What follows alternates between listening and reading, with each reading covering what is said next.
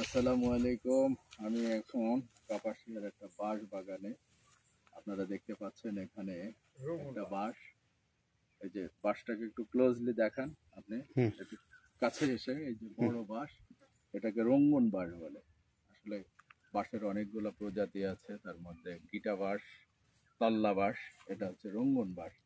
আমরা সাধারণত জানি যে গিটা বাঁশের সেগুলাতে গিট গিট থাকে এবং এগুলা সাধারণত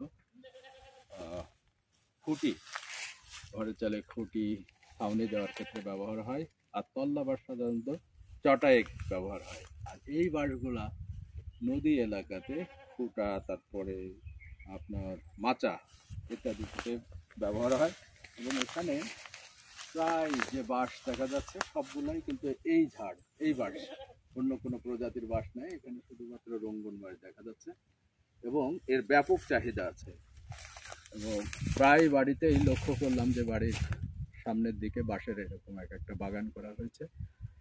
তো এই বাগানের এই বাঁশ বিক্রি করে এরা অনেকেই সাশ্রয় হয়েছে, স্বাবলম্বী হয়েছে। তো সে আবারও ভালো থাকবেন, অন্য কোনো ভিডিওতে আবার দেখা হবে। ধন্যবাদ, বাই বাই। দিছি টাটা দিছি। এটা কেটেছেন দেখেন চলে।